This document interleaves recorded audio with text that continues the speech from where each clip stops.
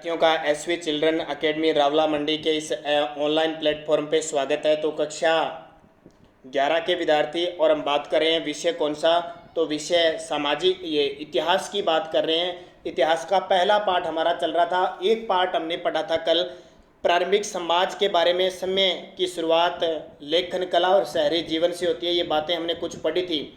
कैसा प्रारंभिक समाज, कैसे शुरुआत होती है, इसकी चर्चा हमने कल के वीडियो में, आपको पिछले वीडियो में जो दिया था उसमें बात की थी। आज उससे आगे हम कुछ बात करते हैं, जैसे 6 लाख वर्ष पूर्व और 1 ईस्वी, बातें हमने कर ली।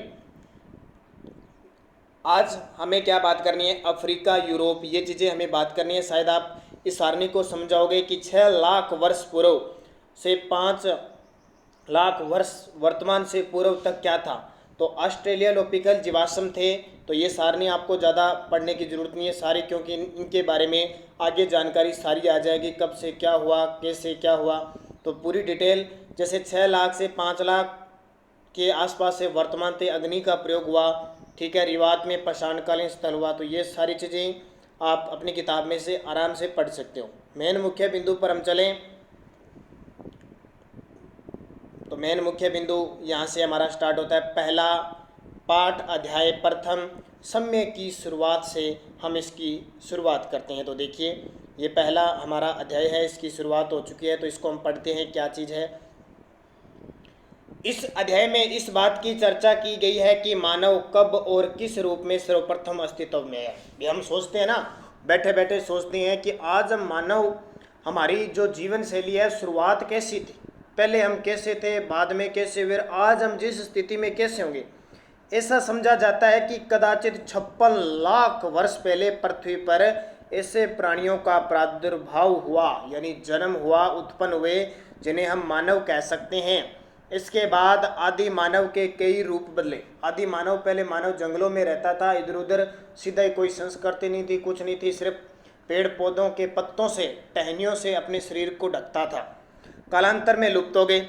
आज हम जिस रूप में मानव को देखते हैं, जिन्हें हम आगे आधुनिक मानव कहा, वैसे लोग 1,60,000 साल पहले पैदा हुए। लगभग 8,000 ईस्वी पूर्व तक मानव इतिहास के इस लंबे अरसे के दौरान लोग दूसरों का मारे गए और अपनी मौत खुद मरे प्राणियों के शरीर में मांस निकालकर, जानवरों का शिकार करके अथवा पेड़ पौधों से कंदमूल, फल और बीज आदि बटोरकर अपना पेट भरते थे। ठीक है, पहले खुद का ही मांस खाते थे, पेड़ पौधों की कंदमूल, जड़ी बूटियाँ खाते थे और शिकार करते थे। ये सिस्टम था शुरुआत।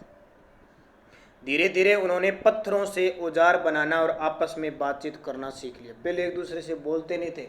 आज जैसे जानवर है ना, तो जानवर एक दूसरे से कहाँ बोलते हैं, सिर्फ वैसे इनकी शैली होती है, वैसे मानव बोलता ही नहीं था। और बाद में धीरे धीरे उन्होंने किसका प्रयोग किया, पत्थरों का प्रयोग किया, औजार बनाने शुरू कर दिए।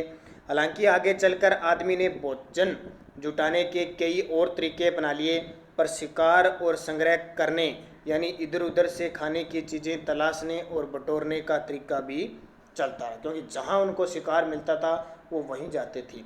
आज भी दुनिया के कुछ भागों में ऐसे शिकारी संग्राहक समाज है जो शिकार और संग्रहण से अपने भोजन की व्यवस्था करते हैं। संग्रहण का मतलब इकट्ठा करके रखते हैं।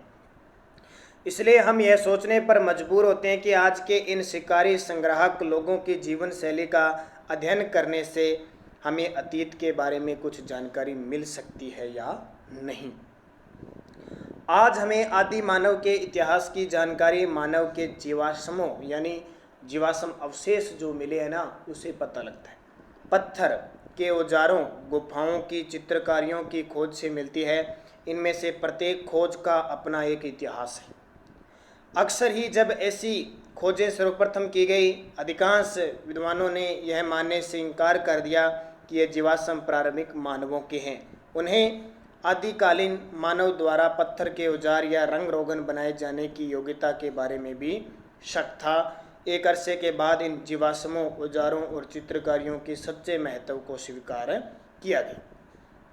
मानव का विकास क्रमिक रूप से हुआ। क्रमिक का मतलब टाइम टू टाइम अलग अलग हुआ। ऐसे नहीं कि एकदम मानव ने सीधा विकास किया, धीरे धीरे। जैसे सबसे पहले शिकार करता था, इधर उधर घूमता था, फिर धीरे धीरे पशु पालने लग गया, धीरे धीरे पत्थरों का प्रयोग करने लगा, धीरे धीरे कृषि करने लग गया, धीरे धीरे एक जगह रहने लग गया। ऐसे इस बात का साक्ष्य हमें मानव की उन प्रजातियों के जीवाश्मों से मिलता है जो अब लुप्त हो चुकी है। उनकी कुछ विशेषताओं या शारीरिक लक्षणों के आधार पर मानव की भिन्न भिन्न प्रजातियों में बांटा गया है। जीवाश्मों की तिथि का निर्धारण प्रत्यक्ष रासायनिक विश्लेषण द्वारा अथवा उन परतों या तलछटों के काल का परोक्ष रूप से निर्धारण करके किया जाता है जिनमें वे दबे हुए पाए जाते हैं। जब एक बार जीवाश्मों की तिथि यानी काल का पता चल जाता है तब मानव विकास का क्रम निर्धारित करना कठिन नहीं रहता। लगभग 200 वर्ष पहले सर्वप्रथम जैसी ऐसी खोजें की गई तो अनेक विद्वान यह मानने को तैयार नहीं थे कि खुदाई में मिले जीवाश्म और पत्थर के औजार तथा चित्रकारियों जैसी अन्य चीज़ें वास्तव में मनुष्य के आदिकाल रूपों से संबंध रखती थी। विद्वानों की यह हिचकिचाहट आमतौर पर बाइबल के ओल्ड टेस्टामेंट में अभिव्यक्त इस धारणा पर आधारित थी कि परमेश्वर ने भगवान ने सृष्टि की रचना करते समय अन्य प्राणियों के साथ साथ मनुष्य को भी बनाया। धीरे धीरे ये बात होने लग गई। विद्वानों की ऐसी हिचकिचाहट का एक उदाहरण देखिए।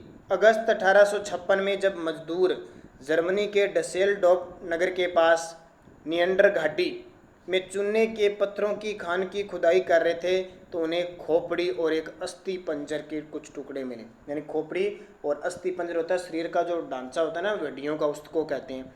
ये चीज़ें एक स्थानीय स्कूली शिक्षक कार्ल फुलरोट को सौंप दी गई जो एक प्राकृतिक इतिहासज्ञ थे। जांच के बाद उन्होंने पाया कि वह खोपड़ी आधुनिक मानव की नहीं थी। फिर उन्होंने प्लास्टर से उस खोपड़ी का ढांचा बनाया और उसे बोन विश्वविद्यालय के शरीर रचना विज्ञान के प्रोफेसर हरमन शोपहेसेन के पास भेज दिया। अगले ही वर्ष उन्होंने मिलकर एक शोध पत्र प्रकाशित किया जिसमें उन्होंने ये दावा किया कि यह खोपड़ी एक ऐसे मानव की है जो अब अस्तित्व में नहीं है। उस समय तो विद्वान, ये देखिए, जीवाश्म प्राप्त एक कठिन प्रक्रिया होती है।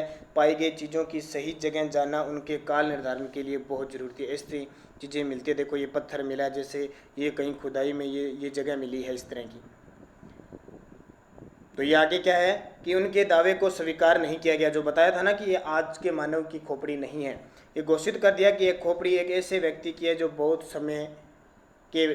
बहुत बाद के समय में हुआ था। मनुष्य के कार्मिक विकास के अध्ययन में एक युगांतरकारी घटना 24 अक्टूबर 1859 को तब घटी जब मनुष्य की उत्पत्ति के विषय में चार्ल्स डार्विन की पुस्तक on the origin of species प्रकाशित हुई। इस पुस्तक के प्रथम संस्करण की सभी 1250 प्रतियां उसके प्रकाशन के दिन ही हाथों हाथ बिक गई। डार्विन ने इस पुस्तक में दलील की थी कि मानव बहुत समय पहले जानवरों से ही कर्मिक रूप से विकसित होकर अपने वर्तमान स्वरूप में आया था। ये देखिए, निरअंडरथल मानव की खोपड़ी है। कुछ लोग इस खोपड़ी की पुरातन को स्वीकार नहीं करते और ये बताया कि ये खोपड़ी तो किसी मूर्ख या जड़ बुद्धि प्राणी की है। ये इस तरह की मानव की खोपड़ी मिली है, तो कुछ मानते हैं कि ये मानव नहीं हो सकता, ये तो कोई मूर्ख जड़ बुद्धि जिसमें कोई बुद्धि नहीं है उसकी हो सकती है, क्योंकि आदि मानव में इतनी बुद्धि नहीं होती थी, सिर्फ वो कच्चा मांस खाता था और कुछ नहीं करता था। फिर देखिए, मानव के कर्मिक विकास की कहानी। आधुनिक मानव के पूर्वज, जो आज मानव है ना, उनके पूर्वज देखिए। इन 4 खोपड़ियों को देखिए, ये 4 खोपड़ियाँ देखिए, ये देखिए, पहली, दूसरी, तीसरी और चौथी, सारों में अंतर आ रहा है धीरे धीरे। अब देखिए, खोपड़ी क्या एक वानर की है, ये वानर जो है ना, बंदर, उसकी खोपड़ी खै, एक जो खोपड़ी खै है ये ऑस्ट्रेलोपिथिक्स नामक प्रजाति की है ये। और जो खोपड़ी गै है वो होमो इरेक्टस, सीधे खड़े होकर चलने वाले आदमी की है। और खोपड़ी घै किसकी है, तो ये होमो सपेंशियन यानी चिंतनशील प्राणी वैज्ञानिक, जो आज का चिंतनशील प्राणी वैज्ञानिक है, उसकी है। तो अब थोड़ी सी पढ़ लेते हैं हम, इसमें क्या है। 4 खोपड़ियाँ देख ली हमने। खोपड़ी कै वानर की है, खोपड़ी खै ऑस्ट्रेलोपिथिक्स नामक एक प्रजाति की है, नीचे देखिए, देख लिया। खोपड़ी गै होमो इरेक्टस, सीधे खड़े होकर चलने वाले आदमी की है। और खोपड़ी गै होमो सेपियंस यानी चिंतनशील प्राग मानव प्रजाति की है। आज के मानव इसी प्रजाति के। इन खोपड़ियों में आप अधिक से अधिक जितनी समानताएं और अंतर देखते हैं उनकी सूची आपको बनानी है। इसे तो आप सबसे पहले इन खोपड़ियों का मस्तिष्क खोलें, जबड़ों और दांतों को भली भांति देखिए। तो ये हमारे काम का वैसे नहीं हमें पढ़ना है, ठीक है। अब देखिए चित्र में दिखाई गई खोपड़ियों की रचना में आप जो भी अंतर पाएंगे उनका कारण वे परिवर्तन है जो मानव के कर्मिक विकास के फलस्वरूप उत्पन्न हुए। मानव के कर्मिक विकास की कहानी बहुत ज़्यादा लंबी है और जटिल व उलझी हुई। देखो लाखों वर्ष पहले मानव हुआ था तो उलझी हुई तो होगी, हमें बिल्कुल भी पता नहीं है, हमारे लिए तो नया है, तो हम पढ़ेंगे तो हमें मुश्किल भी होगी। इस संबंध में अनेक अनुत्तरित प्रश्न भी उठे। अनुत्तरित मतलब जिनका कोई उत्तर नहीं होता है। नए नए प्राप्त तथ्यों और सामग्रियों से अक्सर पुरानी समझ और जानकारी में परिवर्तन शोधन करने पड़े। आइए कुछ घटनाक्रमों और परिवर्तनों और उनके परिणामों पर कुछ अधिक गहराई से चर्चा करें। मानव के विकास के क्रम को 360 से 240 लाख वर्ष पहले तक खोजा जा सकता है। कभी कभी हमारे लिए इतने लंबे समय के विस्तार की कल्पना करना बहुत कठिन हो जाता है। लाख वर्ष 360 से 240, तो जाहिर सी बात है कल्पना, हम तो हमारे 10 साल पीछे वाले भी कुछ याद नहीं रख पाते। यदि आप अपनी पुस्तक के पृष्ठ को 10,000 वर्षों के बराबर माने तो 10 पृष्ठ 1 लाख वर्षों के बराबर और 100 पृष्ठ 10 लाख वर्षों के बराबर होंगे। इस प्रकार 360 लाख वर्षों के बारे में सोचने के लिए आपको 3600 पृष्ठों की पुस्तक की कल्पना करनी होगी। यह वह समय है जब एशिया और अफ्रीका में स्तनपायी प्राणियों जो इन्हें अपने बच्चे को दूध पिलाते हैं, प्राइमेट नामक श्रेणी का उद्भव हुआ।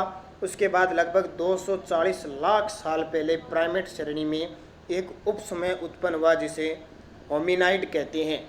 इस उपसमूह में वानर यानी एप शामिल थे। सबसे पहले हम कहते हैं ना कि हमारे पूर्वज कौन है, वानर है, बंदर हैं। हमारे पहले पूंछ हुआ करती थी, धीरे धीरे मानव ने इसका प्रयोग करना बंद कर दिया और वो पूंछ लुप्त हो गई। फिर बहुत समय बाद आया, लगभग 56 लाख वर्ष पहले हमने पहले होमिनिड प्रणालियों के अस्तित्व का साक्ष्य मिलता है। होमिनिड वर्ग होमोनाइड उपसमूह से विकसित हुए हैं। उनमें अनेक समानताएं पाई जाती है लेकिन कुछ बड़े अंतर भी हैं। होमोनाइडों का मस्तिष्क होमोनिडों की तुलना में छोटा होता है। वे चौपाए थे यानी चारों पैरों के बल चलते थे पहले बार, लेकिन उनके शरीर का अगला हिस्सा और अगले दोनों पैर लचकदार होते थे। इसके विपरीत होमोनिड सीधे खड़े होकर पिछले 2 पैरों के बल चलते थे। उनके हाथ विशेष किस्म के होते थे, उनकी सहायता से वे औजार बना सकते थे और उनका इस्तेमाल कर सकते थे। वह अगले अनुभाग में उनके द्वारा बनाए गए औजारों और उनकी विशेषताओं के बारे में अधिक बारीक से चर्चा करेंगे। 2 प्रकार के साक्ष्य से पता चलता है कि होमोनिडो का उद्भव अफ्रीका में हुआ, यानी 2 तो पैर चलने वाले थे, 2 पैर ऐसे थे जिनको हाथों से प्रयोग, जैसे हाथ है ना हमारे, वैसे उनके पैर थे, तो उनसे कोई औजार वगैरह बनाया जा सकता था। पहला तो यह कि अफ्रीकी वानरों का समूह होमिनिडो में बहुत गहराई से जुड़ा है, और दूसरा सबसे प्राचीन होमिनिड जीवाश्म है जो ऑस्ट्रेलोपिथिक्स वंश के हैं, पूर्वी अफ्रीका में पाए गए और उनका समय लगभग 56 लाख वर्ष पहले माना जाता है। इसके विपरीत अफ्रीका से बाहर पाए गए जीवाश्म 18 लाख वर्ष से अधिक पुराने नहीं है। तो ये बातें हमारी सारी बताई गई है। अब कल हम पढ़ेंगे हाथ का कर्मिक विकास कैसे हुआ। धीरे धीरे जो आगे वाले 2 पैर थे उनका प्रयोग कोई चीज़ें बनाने के लिए, किसी वस्तु को पकड़ने के लिए किए गए थे, तो वो धीरे धीरे आज जो हमारे हाथ है उनका प्रयोग होने लगा। तो कल से हम इसके बारे में चर्चा करेंगे, क्योंकि पूर्वी समाज की कहानी है तो थोड़ा सा आपके लिए मुश्किल काम होगा। तो आप इसको रोज़ जैसे जैसे मैं पढ़ाता रहूँ किताब में, क्योंकि हमारी शुरुआत हो जाएगी, शुरुआत के बाद हम आसानी से आराम से इस चीज़ को पढ़ सकते हैं। तो धन्यवाद।